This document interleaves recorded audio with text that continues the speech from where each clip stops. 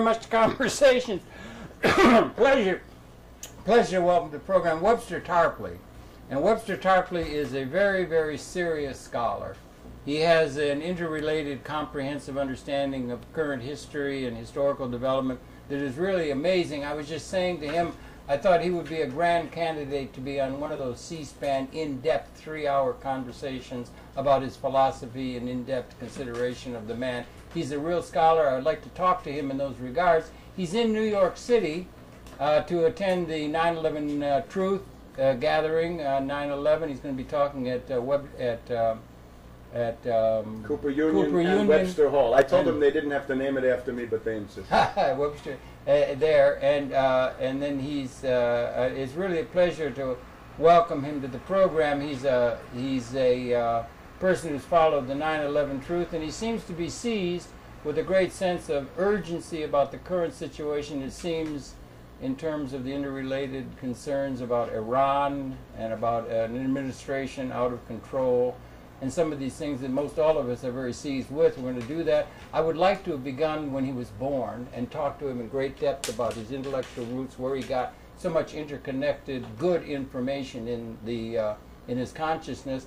But he wants to talk about things in a very immediate, kind of news-oriented kind of way. Happy to go along with him in that regard because I have great respect for him. And welcome very, very much to New York City and to Conversation. Thank you very much. Now, you want to talk about things in a very immediate sense. We have to take this scholar and this knowledge depth and all the rest of this stuff and throw it out for the moment. Just understand that this is all coming from a very, very well-honed interdisciplinary connection consciousness that the man is talking. He's not flying off the handle. We have to put aside the pleasures of philosophy in depth, for the moment. Consider. We'll do that one day, Webster. Let's take it 5 hours. We're going to be paper on this. Now we also have our, remember the ground rules. What are the ground rules? The ground rules. You got to let me have an opening statement, and you got to give me 3 minutes to answer each question. I'll time. Okay. 3 minutes. Okay. That's right. All right. 3 minutes. You can have a chess clock. Okay. Make it. Because the point now is not the great parade of knowledge or any of this stuff. It is now mass action and mass mobilization in the most dangerous strategic situation I've ever seen in my life, and that includes the Cuban Missile Crisis. We are now in a worse situation now. Worse than the Cuban Missile? Absolutely worse. I was petrified. And it's been worse, and you better be petrified now. Maybe that's the problem. I am. Let us just describe, these are my notes for a strategic briefing. Let's just try to tick these things off. First of all, the story that I've just told to some extent in depth for the audience of the streaming. That was a very select group. Okay. The U.S. military say that they have lost track of 6 nuclear-armed cruise missiles. Yeah, in that B-52 bomber flying from Minot Air Force Base in North Dakota to Barksdale in Louisiana. Just a couple days ago. Right. Now these things have not been flown by the U.S. since the late 60s because they found that the planes were crashing, the bombs got lost, it was a tremendous public relations problem. For example, some of them were lost off the coast of Spain, some of them went down in North Carolina. They gave that up. They gave it up as a matter of their own policy. And when the Soviet Union collapsed and there was the general stand down, the end of the Warsaw Pact, the end of NATO, 89 to 91, 92, at that point, the U.S. gave a formal commitment to the Russian Federation that they would not fly atomic and hydrogen bombs on aircraft for any reason. And you said they hadn't since 68? They had 68 as a matter of their own policy and 92 as a bilateral deal with the other main nuclear power. Therefore, this is a very special, extraordinary situation, not routine, utterly out of the ordinary. How did they explain it? I don't care how they explain it. And you got to let me answer these things my own way, rather than you got to give me my statements, okay? Sure, absolutely. Otherwise, we won't get through this stuff. That's right. And if once I'm done, then you ask me what's not clear, okay? Their story is, gobbledygook. What's underlying this is basically 2 things. We know that they are preparing for an attack on Iran, and that's most likely a nuclear attack on Iran. We're operating under the Cheney Doctrine. The Cheney Doctrine says there's going to be a new 9/11 and or a new Gulf of Tonkin. That's going to lead to the attack on Iran with nuclear weapons. That's going to lead to martial law on the home front. Now, the cover story, therefore, it's part of the truth, although I think the more superficial part, the more easily deduced, is that the U.S. is now massively shipping all of their nuclear hardware into the Middle East with the idea they're going to conduct a sustained atomic bombing campaign against Iran. And the portal for doing that, in other words, the jumping off point for that entire airlift capacity, is Barksdale in Louisiana. Barksdale is, of course, the #2 U.S. thermonuclear warfighting base. It is where Bush fled first on the morning of 9/11. He got out of Sarasota and he went to Barksdale. He then went on to the #1 base, which is Offutt in Nebraska, the old Strategic Air Command, now Stratcom. That's documented, the transferring of atomic weapons to the Middle East? Yes, in that of course. It is documented. Well, let's get to the facts. Okay. Let's not quibble about every little thing. The idea is that this has now been said by CIA agent Larry Johnson. It's been said by Joseph Cirincione on the Bill Press show this morning. I heard it in Washington, that they're massively shipping nuclear weapons to the Middle East, and that the transshipment point is Barksdale, Louisiana. So get set now in the immediate future ahead for a massive provocation, weapons of mass destruction going off somewhere, perhaps in the United States, perhaps in Western Europe, perhaps in Japan. Cheney and Bush coming out with blustery tirades. It's Iran, no proof. We've been through this before. False flag. False flag. The attack takes place, and martial law is then implemented on the home front under Noble Resolve 07 and under this top officials number 4. These are drills that seem to converge sometime in October. The deeper level, though, since we've talked about a new 9/11, Cheney said on April 15th on CBS News, Face the Nation, to Bob Schieffer. He told Bob Schieffer his greatest nightmare is now terrorists armed no longer with tickets for an airline trip and box cutters, but now armed with a nuclear weapon in the middle of a U.S. city. That is the Cheney doctrine in action. Therefore, we have to wonder, was one of those cruise missiles destined to be fired at a U.S. city? Was that the actual operative side? Because naturally, if you're going to have a nuclear blast go off in a U.S. city, you're not going to leave that to some half-baked patsies running around. You're not going to get a bunch of psychotic double agents of the type of Bin Laden, Zawahiri, Atta, the basket case Hani Hanjour. These are people so dumb and so clumsy they couldn't hijack a falafel stand. Yeah. And you're not going to imagine that somebody of that level is going to be able to place a nuclear device with any accuracy. So therefore, what you're likely to do is to deliver the bomb through some technically controllable means and have a bunch of patsies running around, getting noticed, talking to people, making threats, and otherwise, getting on TV, the sort of the Oswald pattern.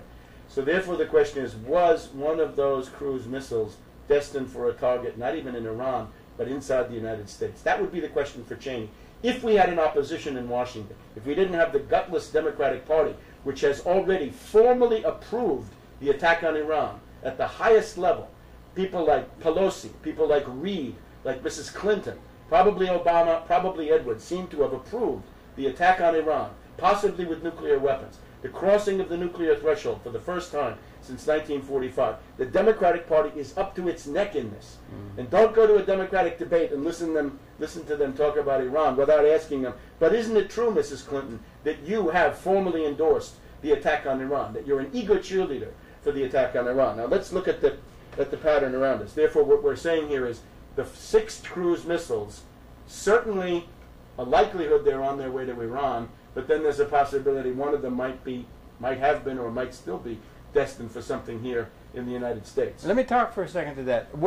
I just saw it as a citizen in the report about the cruise missiles on the B-52, and I haven't heard anything in detail about explanations of why that was being done, or anything that gives any kind of idea of what it is that is going to be done with them, much less the idea that they're being shipped to the Middle East. Where do you get your information for that? There's a statement by CIA officer Larry Johnson, yeah, who says that these things are being shipped to the Middle East. Larry you can Johnson. look at that on the internet. Oh, that's the okay. CIA insider. But I didn't need Larry Johnson to figure that out. I could figure that out for myself. You surmised that. It's called ratiocination. And It's I also heard you say that one of those bombs could have been used or somehow. And help me out, Rick. I'm trying to understand. It might be what you're destined for a saying, U.S. target. it might be destined for a U.S. target that could be used as part of a false flag thing in order to establish, and it could be linked to Islamicists or something. Because you'd have these patsies running around. And it would be an atomic weapon that would be blown up. Quite possibly. That would be something that would just absolutely rend the country. That's right. That's why it's important to preempt it and denounce it.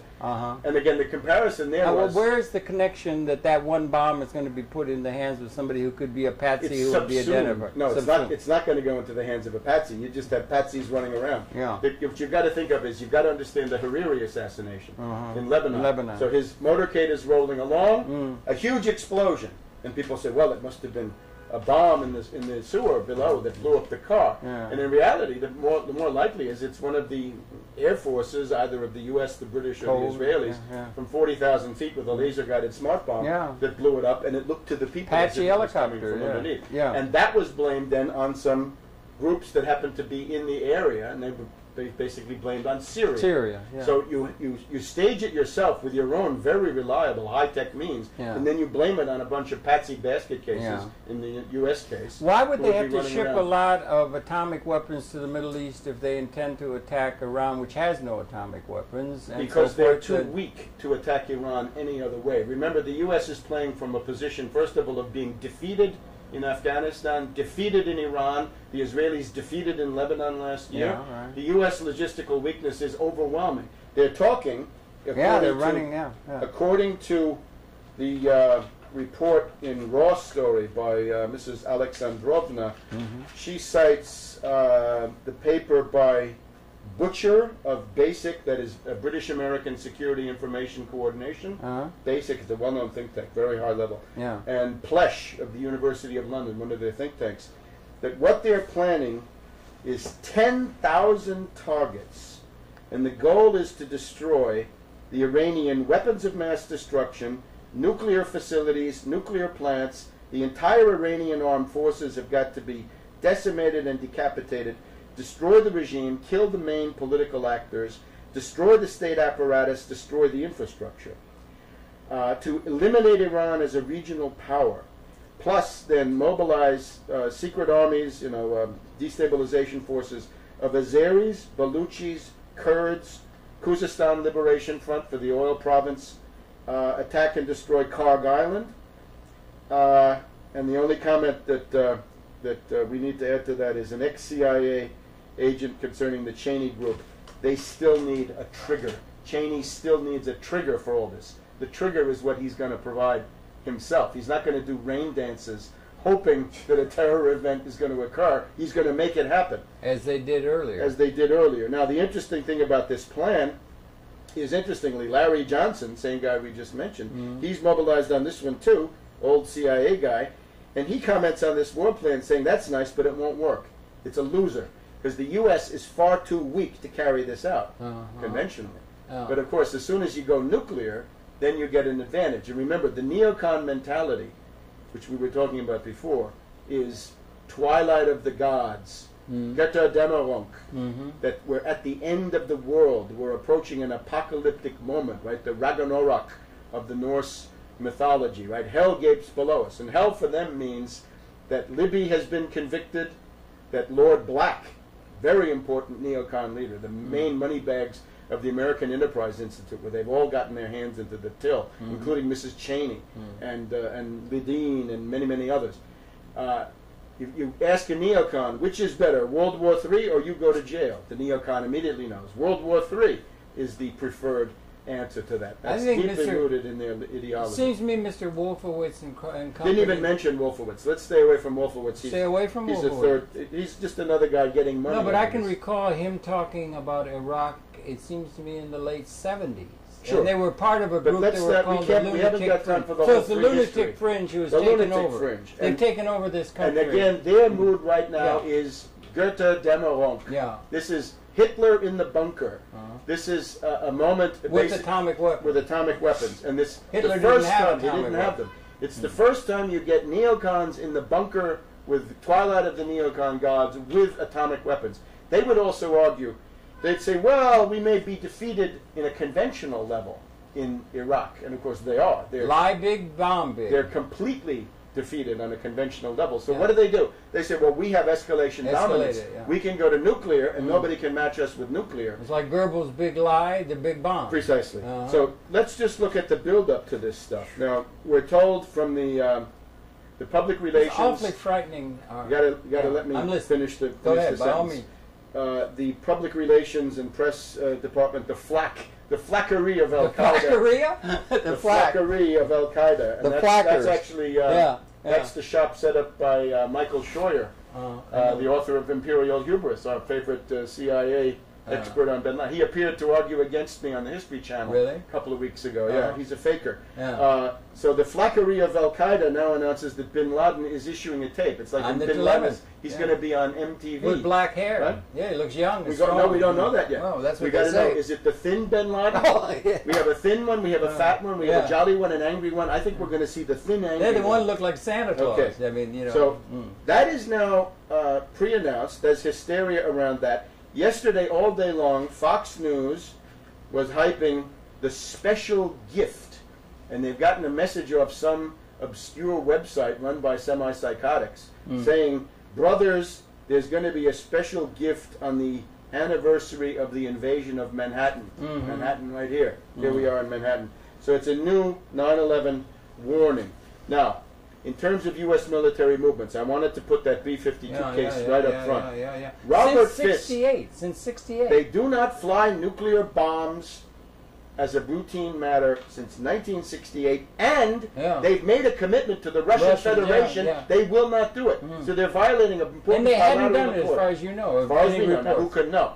But this is the official posture. This is reported by Cirincione. This is another CIA character. Cirincione on the radio this morning. Could have been heard by anybody. Now, Robert Fisk, famous journalist, London Independent. Yeah, great. He writes a blog.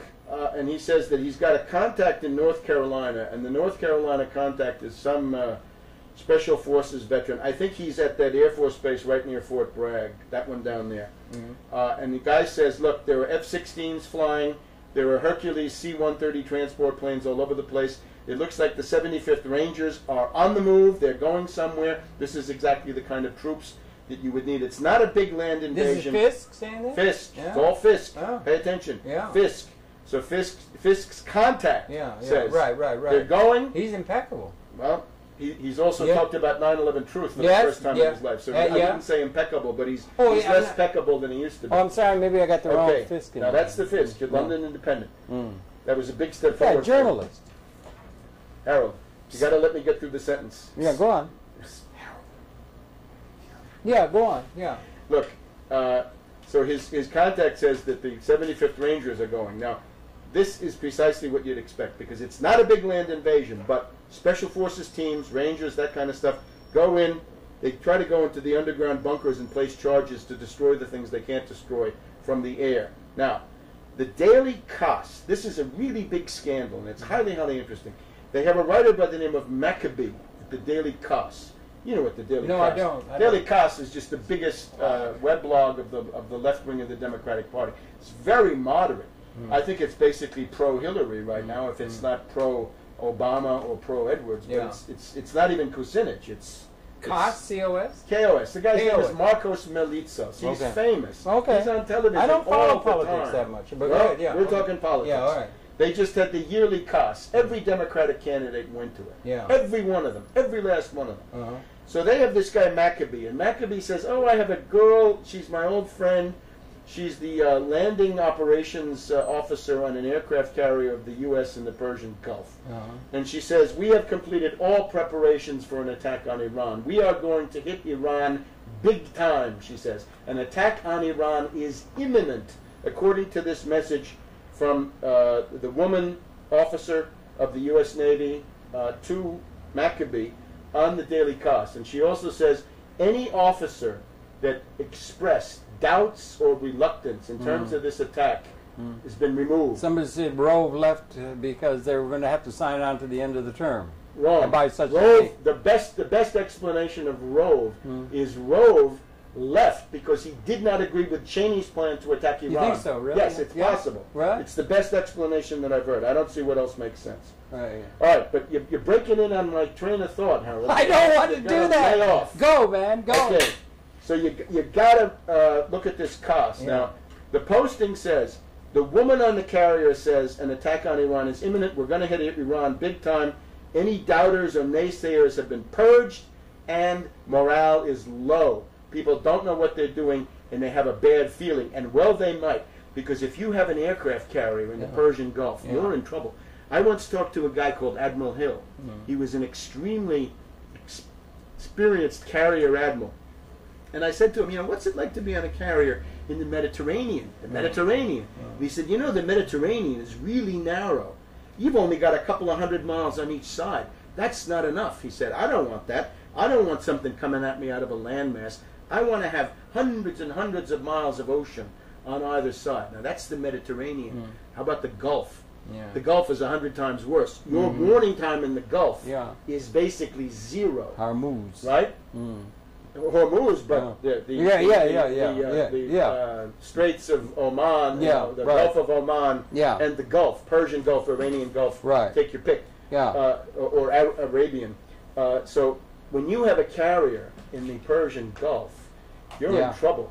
Back in the first Gulf War, I remember they sent the oldest aircraft carrier they had, the USS America. They put that one in the Gulf because they knew that was where it might be destroyed. And that is what holds true. So they have a sick feeling about it, writes this woman, and well, they might.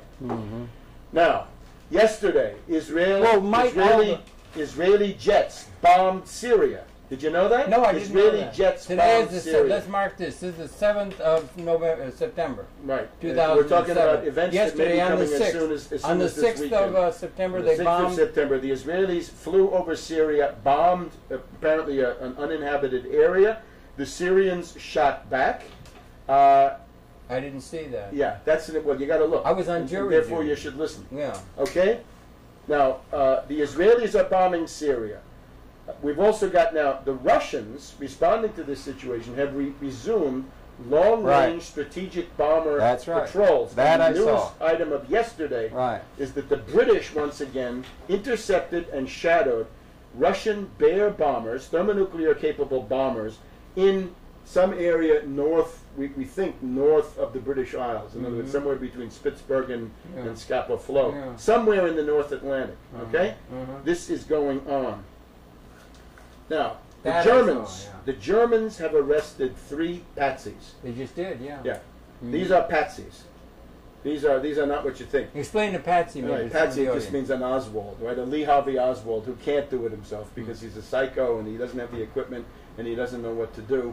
So these are the fall guys that the intelligence agencies bring in and keep around so they can be fingered and blamed and take the fall. And whatever ethnic group they have or whatever story they have, that's the one, right? In the case of Oswald, he was supposed to lead to Cuba and the Soviets and all the rest of this stuff. In the case of the patsies of today, the patsies today are always going to be Muslim. Who put the bomb material or the fertilizer in the place where those people were living in Britain that were arrested? Yeah, who did? MI5, MI6. It was planted. It was planted. We can't go off and explain everyone. If I had time, I'd explain all the other ones. But I'm talking about the last 30, 36, 48, 72 hours. Yeah, right. Okay. In the case of these characters in Germany, there 2 of them are ethnic Germans, right? Fritz from Bavaria, right? Münchener Fritz, who's converted to Islam. Now, where does this come from? You know that there are schools for patsies in Europe, right? No. The 2 most famous, Harold, you got to read my book. Okay. The 2 most famous schools for patsies are Brixton Mosque and Finsbury Mosque in London. That's where we got Richard Reed, the shoe bomber. Thanks to that guy, that psycho, because he's a homeless man, mentally retarded, and he wanted to blow up his own shoes. That's why you got to take your shoes off in the airport, thanks to Richard Reed. Okay, those are both schools for patsies, okay, run by the British, MI5, MI6. The Germans have one too, or better yet, the U.S. has one, because this is Bavaria, U.S. occupation zone for 40 or 50 years. It's in a place called Neu-Ulm, U-L-M. The Islamic Center of Neu-Ulm is a famous school for patsies. So 2 of these characters come from that. Now, they bought hydrogen peroxide, right? Maybe they thought their wives were not blonde enough, right? They wanted hydrogen peroxide, or maybe they thought it was a good antiseptic, because it's that too. But what happened was, the cops were crawling over these guys like lice. These people, the cops were getting them up in the morning and putting them to bed at night. They were all over them, right? The cops were over, under, around, and through this community of patsies. So much so that these guys were able to buy hydrogen peroxide, which is easy to find anywhere in the world. The cops came in, the cops came in and replaced the initial real peroxide with some extremely watered down version. Now this reminds us, of course, of the 1993 World Trade Center bombing, where the FBI plant, the FBI double agent said, let's replace the explosives with some talcum powder, and the FBI controller said no. In this case they said yes, but now they've been rounded up. So we have the Germans coming forward with patsies that they could have arrested any time in the last 6 to 7, actually 9 months, going back to December. Setting up a context. They set up a context, and the Danes had done the same thing the day before. The Danes rounded up a larger group of patsies who were planning to bomb the Copenhagen railway station. Maybe they were going to bomb the Little Mermaid there in Copenhagen Harbor. Now, you know what happened on the morning of 9/11, Harold? There was this group of people who came to Bush's residence there in Sarasota at that hotel, that luxury hotel. 9/11 original. 9/11 morning. Morning of 9/11. Read my book. On the morning of 9/11, these characters came along and said, we have an interview with the president. Secret Service said, go away.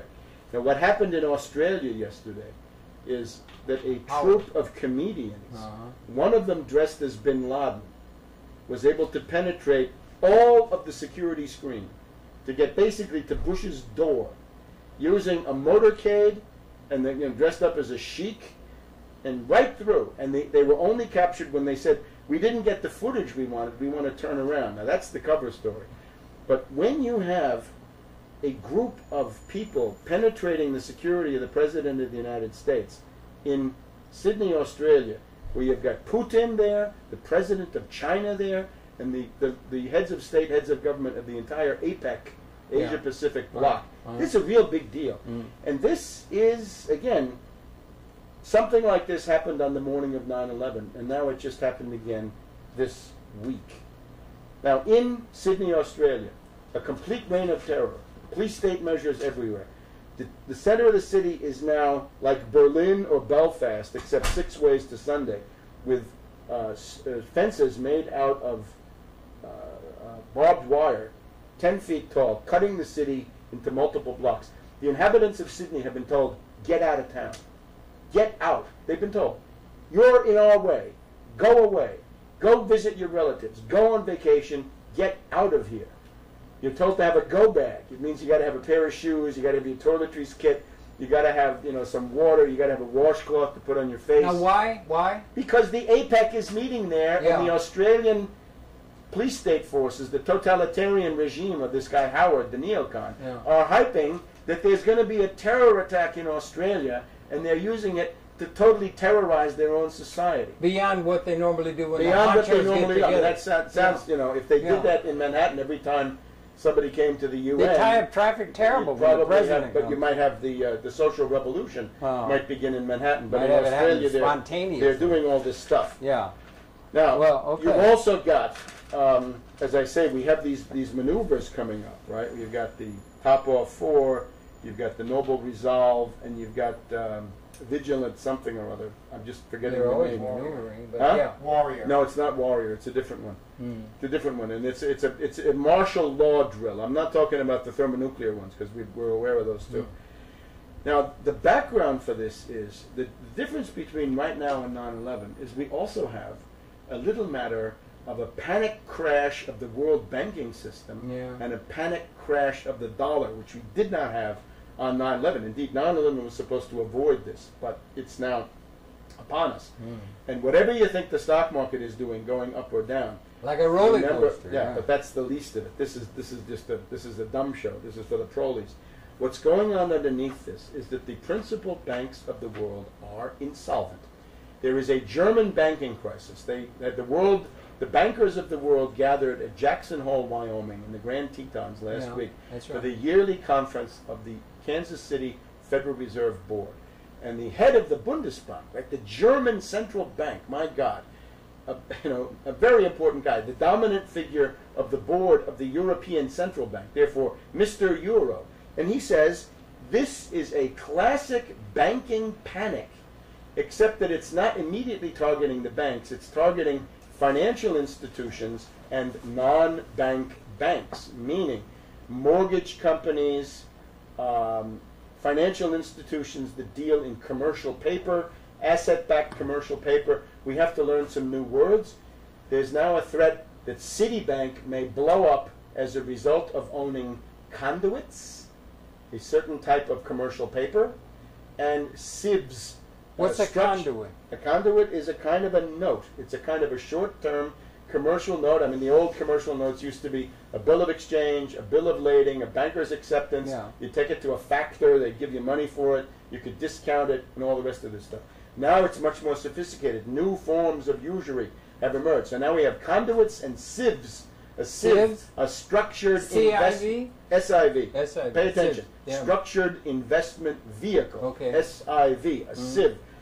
Citibank seems to have 25 to 35% of all of its capital wrapped up in conduits and SIVs. Citibank could blow.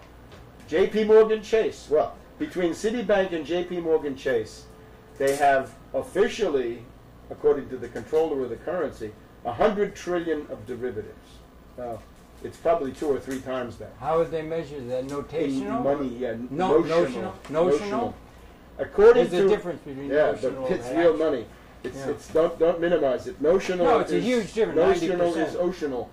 According to the Bank for International Settlements, official, world derivatives are now more than 600 trillion U.S. dollars. Trillion. According to Ron Insana, well-informed guy on CNBC, world derivatives, 750 trillion notional value, but 750 trillion. Yeah. You know what the world gross domestic product is? I don't even know it. It's about 50 trillion. Yeah, something like that. So we're up now to how many trillion 50, notional? No, this is Zillion? the gross domestic product of the world. Yeah. 50 trillion. Right. And what's his notational value of the derivatives? 750 trillion. That's what F. Dirksen would call real money. Well, this is obviously, we've got a castle of derivatives, which is 10, 12, 13 times more than the total annual production of the world. And I would hasten to point out that gross domestic product is wildly inflated because it includes financial operations along with real production. But they can't understand the difference between a steel mill and a bank or a whorehouse or a gambling casino, because for them, or a drug emporium, because for them that's all the same. That's all money, and that's all they know. So that's the bankruptcy of this. So what we have now is the massive pressure of the bankers on Helicopter Ben Bernanke of the Federal Reserve, right? And they're demanding that all the interest rates go down, down, down. The problem with that is there's a dollar overhang of about $3 to $4 trillion out there in the world, and the only thing that keeps hot money in New York is that the interest rates are still a little bit higher. If you start lowering the U.S. interest rates, that hot money will flee. The dollar will crash. You'll have a panic crash of the dollar. This will all come on September 18th. This is the September 18th of this September 18th. September 18th is the meeting of the Federal Reserve Open Market Committee. They got to decide, does the Fed funds rate stay at 5.25? Does it go down? You have Kramer on CNBC, the madman. You had Kudlow, otherwise known as Crudlow, screaming, lower the rate, lower the rate. He wants Wall Street to be bailed out. If they do this, if Helicopter Ben says, yes, Kramer, yes, Crudlow, we're lowering the rate. We're lowering the rate. We're lowering. The dollar tanks. And what's that going to mean for us? It's going to mean hyperinflation. We're living now in the beginning of hyperinflation. Welcome in the past, Weimar. Weimar, there we go. What we've had in the past month is the central banks of the world have put in between $1/3 trillion and $500 billion of just cash, right? Liquidity injected. It's sloshing around down in Wall Street. We should go and scoop some up because it's sloshing in the gutters. And still everything's going bankrupt because it's pushing on a string, the way they say it. They can't make the liquidity go where they want it to go, and they're bankrupt. Watch the milk price. Price of milk. Price of milk. It's what do you pay for milk? What's a I'm not gallon sure, of about milk? $2.50 a half gallon, I think, Yeah, something like when that. you get to $5 a gallon for milk, that's a really big price. Now they'll say, "Oh no, that's not hyperinflation. That's just this No, it's ethanol not scam. hyperinflation, That's but- the ethanol scam of the Bush family, Jeb Bush and so forth." Yeah. But what you're now getting to is the takeoff point of hyperinflation, and you can see the price of milk, the price of eggs, the price of meat. A whole series of food items are getting out of reach, and oil will now can resume its upward climb. That has already happened this past week. In the crisis of August, lots and lots of hedge funds, as they were going bankrupt, dumped oil futures. They dumped gold too. So these were driven down. But now we're getting back to normal bankruptcy. So now we're going to have oil going up and gold going up as the dollar tanks. Now, under these circumstances, can you come forward and say, we want to bail out all the banks, but 10 million Americans are going to be thrown out of their homes because they're going to be foreclosed on? It's already happening. I know, but Yeah. you think that's politically doable? Don't you think you might get mass strikes? Don't you think you might get, the American people waking up out of their stupor? One wonders what would wake the people of the I world. think this will. No, what would awake the people of the Let's world let's to try the to keep overall it manageable. finesse? All We're right. not talking about the Great Awakening. We're talking about a mass strike might be. period. Yeah. Yeah, we're talking about mass strikes unleashed in this country, Yeah. with the stupor and apathy being ended. I once talked What to do you think the I once talked to a guy from the UAW. He Yeah. was an organizer. He was the organizer of the UAW in the South, of all things. Yeah. So he's out there fighting right to work and union busting and Bull Connor and all the rest of this stuff and dogs being sicked on unions. And he said, I don't think there's ever going to be a mass strike in the United States because I think these people are about one to two paychecks away from being evicted and foreclosed on, They and don't they'll never dare. do it. Yeah. And now guess what? Yeah. Wait a minute. Get the punchline. The Yeah. punchline is now they got nothing to lose. There are now 10 million people who got nothing to lose. They might as well get out and demonstrate and have a mass strike because they're going to be foreclosed on.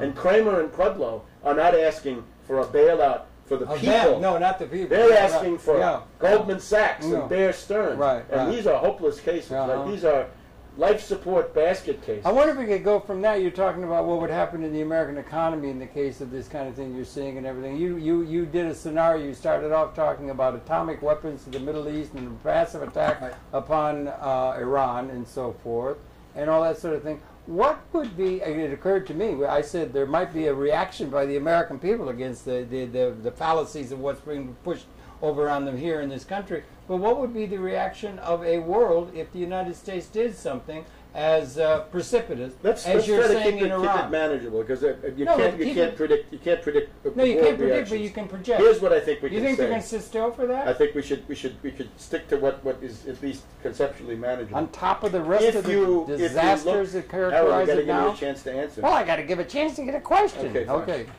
I think the relevant reading would be Rosa Luxemburg's mass strike. No. And look at the fact that the social gains in this country, when you look at things like Social Security, Medicare, Medicaid, the GI Bill, that you Yeah. get to go to college, Yeah. that you get to own your home, FHA. you get to have unemployment insurance, we get to have Head Start, so you get breakfast for a poor kid, Yeah. and you get food stamps, and you get these other things.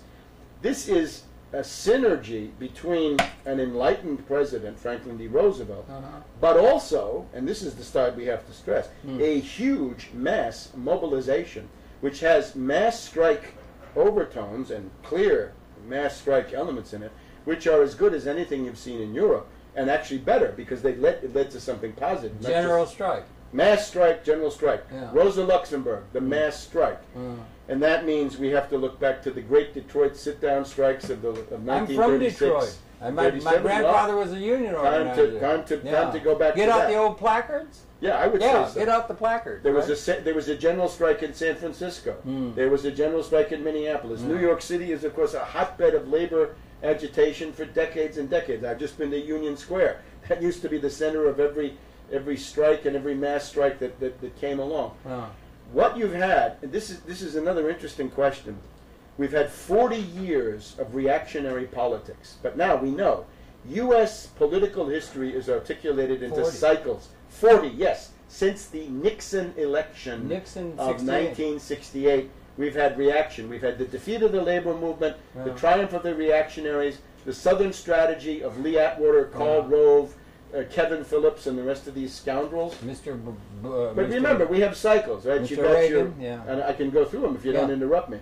You've got your original cycle with the Federalists and the Jeffersonians. You got Jacksonian democracy, 1828, bad. You've got then Lincoln, good. You've got McKinley, Republicans, bad. You get the Democrats with the New Deal in 1932, good, the best we've ever had. And then you get Nixon. And we've been living for 40 years in this reactionary hellhole of Nixon and the Republican Southern strategy, right, that you have white men, the South, evangelical Christians, neocons, the suburbs, and some other things thrown in. And that destroys... That's Karl Rove and Lee Atwater. Believe me. You had Roosevelt. You had Rockefeller Republicans. You had these kind of things. Forget about it. They're talking about ethnic groups. But then neocons are a breed unto themselves. What I'm telling you is everybody who's looked at this can see that the Southern strategy Reagan coalition created between 1968 and 1980 is gone. Nobody knows what will replace it. Yeah, right. We're in a party realignment now. Will it be a neat party realignment like 1932, where you just flip the majority party becomes the minority, the Republicans in this case, or will the minority party become the majority, the Democrats? Probably not, because the leadership of the Democratic Party is so abysmal. Again, Pelosi, Reid, and Mrs. Clinton, worse. No. They are active parties for the attack on Iran. They're active on genocide, World War III, you name it. Therefore, we've got to look back to a much messier example, and this is the messiest of all. The 1850s, when you have the Whigs collapse, the Know-Nothings, the Mexophobia party, pretty much of today, right? The anti-Mexican hysteria. Well, we had that in the 1850s with the Know-Nothings. Here in New York, it was called the American Party. They had Samuel Morse, a scoundrel, a guy who never invented what you thought he invented. Joseph Henry invented that stuff, not Morse. But here we had the American Party. It looked like they were going to take over the government. They collapsed, and then finally the Republicans. And the Republicans were what you needed. The Republicans came out of this godforsaken schoolhouse in Ripon, Wisconsin, in the middle of a frozen winter, and it took off. So there is hope. And in a mass strike period that happens also to be a party realignment period, the political horizon is basically open. The sky's the limit in these terms. And so who can we see on the horizon from intellectual, from whatever point? Forget this. It's the wrong approach. What you got to do is, what's the coalition? And so forth. What's the coalition? I don't see anybody like that. But the main thing is, what's the coalition? Let's get the coalition, and then maybe somebody will talk about the coalition. The coalition is what I basically said. You got to reassemble as best you can the Roosevelt coalition of 1932. At that time it was labor, the cities, the ethnic groups, blacks, the Solid South. It's not that way anymore. What we would have to do today, it seems to me, is look at the anti-war base of the Democratic Party. Okay? Okay, that's a large. Plus. Or the country, for that matter. The anti-dictatorship, anti-war Republicans who have currently gone off on a wild goose chase with Ron Paul. But when Ron Paul subsides, we're going to bring back those libertarian Republicans, essentially. We're going to give them a lesson in New Deal economics, and with that you have the majority. The starting point right now is to say, we have a peace movement and an anti-war movement. We have an impeachment movement. We have an anti-globalization movement. We have a labor movement. We have people who want to count votes, who don't like dictatorship. We have civil rights, the black community. We have civil liberties, right? The ACLU. They don't like dictatorship. All of these groups, as long as they're single issue, they're doomed. As long as they're tied to the Democratic or Republican parties, they're also doomed. So, multi-issue, not Republican, not Democrat, and to cap it all off, 9/11 truth. Because if you don't have 9/11 truth, if you don't know that the CIA and the Defense Department pulled off 9/11, you don't know anything. You don't know which way is up. You don't understand that that's the basis of Bush.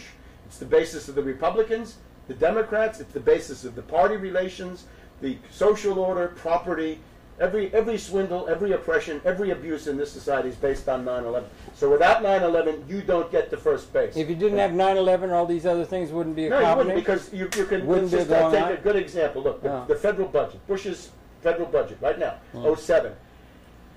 The budget came out in late January, and people looked at the budget. They said, hey, wait a minute. You're going to cut education and welfare? Oh, yeah. The budget director comes in, Bush's stooge, and he says, yes, we have to cut health, education, and welfare because we're fighting the global war on terrorism based on 9/11. Remember Stockman?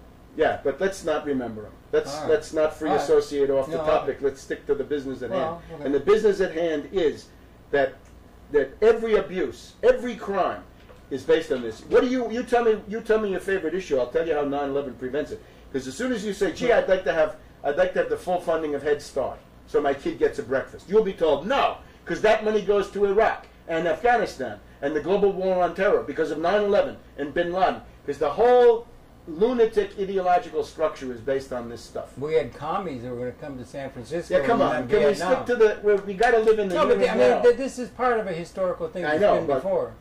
It leads us off into rivulets, right? In other words, the main question is what to do right now. So the point is 9/11 truth as a movement has, I don't want to overdo it, but superior intellectual and moral capabilities. Because it means in order to talk about 9/11 truth, you got to face the fact that you're a pariah, right? And this is a society where we have a lot of schlemiels, right? The basic American character defect is you're a schlemiel. You're other directed, right?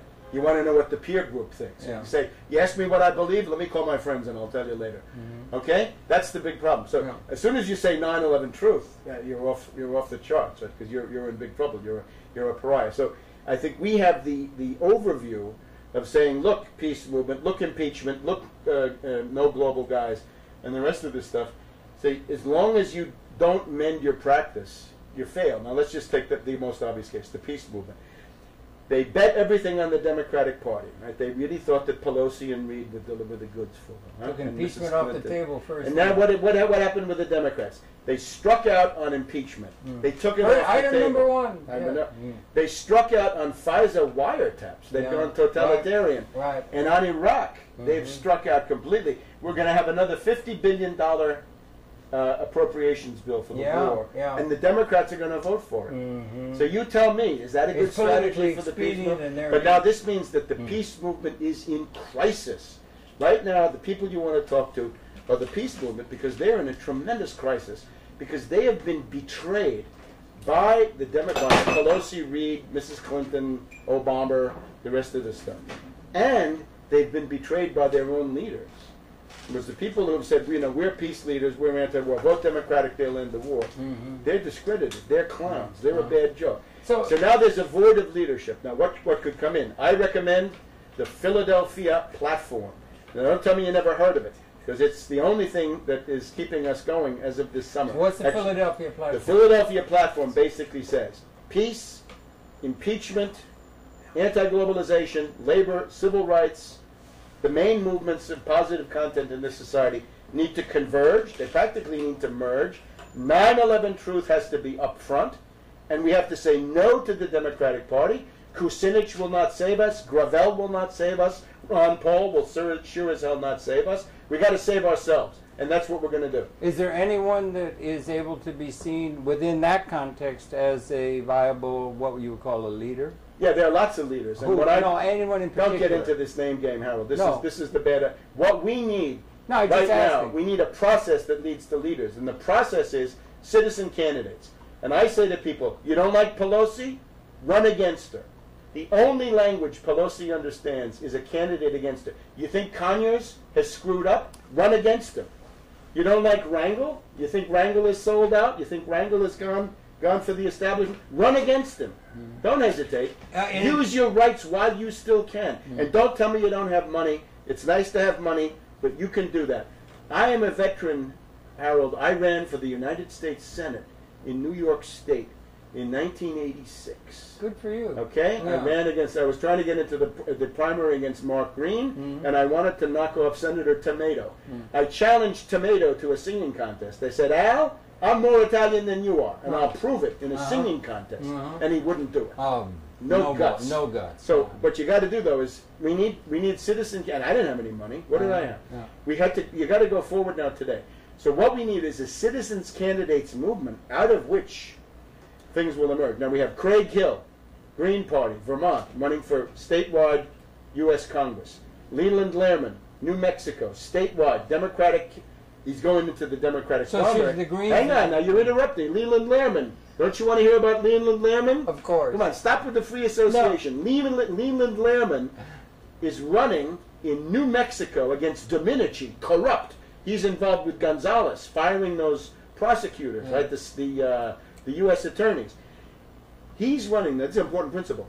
It's to say you're not in the Democratic Party doesn't mean you don't go into their primary, because often the only way you get on the ballot is by winning their primary, because they've stacked the deck. You understand? You can't get on the ballot as an independent.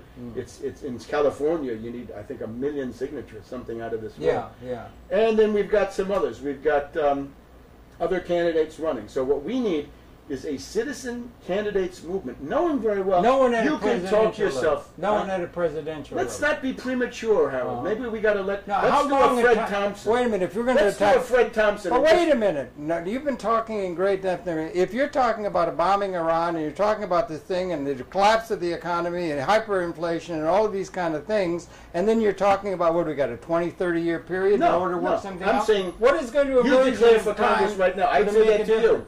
You declare for Congress right now. I'd say that to anybody. Right now, today. Who's your congressman? I don't even know. You don't even know. I do know, but I can't. Nadler. Well, he has not delivered the goods. Well, none of them have they? By the way, system has it. It's systemic. It's the whole system. What are we going to do? Complain? I don't know. What are we going to do? Whine? We have to come up with some ideas other than just how bad they are. It's more than an idea. It's a strategy. Is it New Deal? I hear you say New Deal. New Deal economics. New Deal economics. I'll tell you how. Keynes? Who are you talking about? New Deal. Very practical. What's the theoretical? You got 10 million people going to be foreclosed on? I have an idea. Federal law that says stop foreclosures. That's it. Financial institutions, you're bankrupt anyway. Eat the losses. Nobody gets evicted. No farmers shut down. No homeowner is thrown out. No business is shut down. No infrastructure. No ferry goes bankrupt. No railroad. No airline. They all How run. are we going to put all this guarantee into the economic process? By How federal is this law. going to be done? By guys like you running for office. Well, not me. Yeah, why not you? If not you, who? If not now, when? It's not. Pay attention. The political process may not be that important. It may be more the media and the idea. Excuses. Where are the intellectual? These are excuses to do nothing. Other than attacking how bad the situation is, I'm where are the positive. leaders that have positive, programs? Look, if you want a leader, you can consider me a leader. I'm telling you what to do. So I'm a leader, and I'm telling you what to do. Okay, what more do I have to do? What kind of an economic? New Deal. Are you Stop foreclosures. Are you Tobin tax? Okay. Securities transfer tax. Theoretical. Tobin tax. No time That's not for going to work. I mean, as far as I can see, what is the theoretical frame by which you're going to form the political process? Keynes? No. American system. Peter? Wrong. Lyndon LaRouche? Stop it. Where are the theoretical frames for the economic understanding? American system. Governor Winthrop, Benjamin Franklin, Alexander Hamilton, Friedrich List, Henry Carey, Matthew Carey, Abraham Lincoln, New Deal. What more do we need to say? Or do you want to read books and do nothing? No, theoretical framework for understanding. They're telling you that the time is running out. So essentially, again, just to sum this up calmly, what we need imperatively is a citizen candidate movement. Now, if Nadler is not the worst, I believe in New York State still. It was that way 20 years ago. If you're a New York State resident, let's say, you can run in any congressional district in the state. In other words, you can pick a neocon reactionary. You can pick that guy, Peter King. How about him? In Westchester. You can run against him. You could say, you neocon, you warmonger, you phony, you bum, you stink, I'm running against you.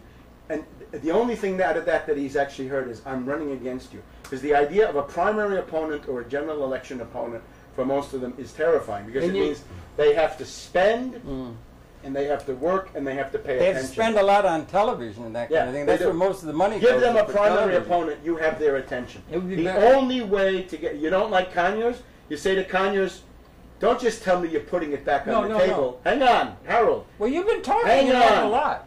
Go ahead. We got to. Conyers made this big demagogic thing. We said, "I'm putting impeachment back on the table." Yeah, wait a minute, Conyers. Are you going to bring a bill of impeachment? No. Yes or no? Okay, wait a And minute. he's trying to avoid the question. Yeah. So the only way you get his attention is to say, "I'm running against you, Conyers, and I'm telling you, I want to see a bill of impeachment now." Well, all right, that's a good thing. That's all well and And good. they're telling us that the time is running out. You're talking about how bad everybody is. Where are the people that are politically viable and so forth? I just that named are quite a good. few. That We're are going to be good. at Cooper No, good. Union tomorrow. Oh, that the 9/11 truth. 9/11 thing, truth and that's, friends. That's an attack upon the system in a systematic way. But they have an answer. It is also the that is catalyst relevant. for the kind of party realignment. You think and it's the going to kind of- emerge out of the 9/11 truth, the leadership that will bring I think together out these of the forces? synergy that 9/11 truth has to take the lead because it's, again, morally and intellectually superior. There's no way around it. But then the peace, impeachment, and anti-globalization people have tremendous contributions, and also they have the numbers. Uh-huh. So that would be a strategy. Yeah, I don't and see any 9/11 other truth now. sinks And in. again, It would I would say to really- anybody, you don't like my strategy, come up with your own. Right. And the Kenny Bunkport warning. Let's just mention the Kenny Bunkport warning. Much I think that's discussed. really, your strategy is really good to get the nation's attention, but it's got to have some sort of a coherent understanding. Let me just of recommend the, to of the people to policy. follow all this stuff because we couldn't do it all. Yeah. Actindependent.org. Actindependent.org. Yeah. You find the Philadelphia platform. You find the Kenny Bunkport warning. The thing that Okay. has electrified peace forces around the world. 110,000 websites have picked it up. And 2 minutes. Yeah, I got 2 minutes. minutes. Stop waving your hand. But okay, but the thing is to get some sort of, you're not thinking in terms of the traditional Karl Marx. You're not thinking in terms of a Good heavens, traditional. who said anything about this? No, you're thinking Howard, Roosevelt. got any red herrings? You're thinking You got Roosevelt. any more red herrings? Don't forget them. You're thinking Roosevelt, and you're Sure. thinking a mass movement that's out a- of discontent, and you're talking about Out of an atomic economic weapons. conjuncture, the fact that we've got an economic breakdown Right, crisis, and in also multiple years, atomic weapons in the Middle East, all that kind of it stuff. does play a role, doesn't it? And you think Hardly irrelevant. these are not your normal time. No, this Oh, is an acute. and this so is you're a total talking for crisis. something that calls for something immediate. And that you've has also to be got, seen, you know, that the has old to be the Aztec mobilized. wheels. You know, the wheels within wheels. We've got some wheels that have come around. We've got a cycle of the accumulation of capital Right. that's come around. We've got a cycle of the party realignment, the 40, 36, 32, 40-year cycles in U.S. history. Right. Got that too. Yeah. And then you've also got a generational cycle. So they're all coming due at Yeah. a certain point, and you're dealing with the biggest social crisis in the United States since the Civil War, by it could far. it could be seen as the greatest social crisis in the history of mankind on this planet. It could be because could then be we've at got the these end of atomic time. weapons, We're and coming you've at the also end of got time. you never That had can destroy the 750 species. trillion of And those derivatives. weapons, if they're unleashed, can So, destroy the again, species. the That's sum- something new. You know my wisdom: get active or get radioactive. Uh-huh. Choose. Be radioactive or get active. Very good. I think it's really good to get active. I think we've got to get our system straight before we get active to get straight. I think you better that's get active right now, and if you're not We afraid better enough, be. you better be. All right. Well, But you're there's giving plenty me, to be afraid you're of. giving me and all these people reason to be very afraid. Here, be very, very afraid. That kind of thing. And it is. I agree with you. It's a very active time, but I do not see quite the answer that's going to fill in for all the It's a lack work in of process. vision that is there now. It's a work in process. Get involved. But thank you Get very off the much. sidelines, Howard. Get in there and run for state assembly. I think the sidelines are no longer the political process. The major field is in the media, and that's where we are. Sure. And thank you for contributing to understanding, and it's My very pleasure. Thank you important for giving to me the get things. opportunity to reach your audience. My pleasure. Your pleasure. Webster Tarpley, a real honest-to-God scholar of the highest order. Yeah, and I'm a I'd like to political go leader into tonight, that. Harold. Stop with the scholar already. All right, I'm a I'm political sorry. leader. I'm sorry. Remember, you even are a promoted me. scholar, and that's behind a lot of this kind of talk. that Enough you've with been the giving scholar, out. huh? I mean, Okay. I don't want to be anti-intellectual because I'm devoted to it. But, Yeah, you are. but you seem are to fixate serious. one thing. Maybe the other side is more threatening. I have different hats, you know? Yeah. I got to put on my political leader hat. Yeah. But I don't My think leader Roosevelt. I don't think you can go to Rooseveltian things and things Well, like who would that. you go to? Oh well, I like Kelso. Who? I mean, I think you're going to have to go to Kelso. Kelso? Yeah, the one theory that's going to hang everything all up, as far as I'm concerned, they got. Can we go to mute? Can we mute? We're mute. Can we go to mute? Hold on. Schluss. Hold on. Now I go to Fuller and Kelso, and it's a different kind of thing. Kelso? Yeah, you're going to have to attack the labor theory of value, and Keynes' thing about the grandchildren. There's a whole lot of things that have to be But answered. these are but wild and whirling No, and you words. have to have a You're system. still It's not streaming enough to visually, have a but when system. I have a system. No, Have you're you read not- my? Wait a minute. Have I you haven't read my? your books, Have no. you read my book, Surviving No. the Cataclysm? No. No. It's a compendium of I economic got a bunch theory. of books to read, you know, but I'm not a... You didn't know that I was an economist. Yeah. No. Well, what economist? What kind of an economist? Who do you like? American system. No, who? American Is it system. Schumpeter? No. Van Hayek? Are you Is it nuts? Friedman? Are you nuts? Is it Keynes? You're insulting me. Who is I'm it? gonna Keynes? I'm gonna hit you Who if you is keep it up. Why? Who is Stop it? it. Why? Stop it. Why? Because it's all bunk. It's theoretical economics, and that theoretical...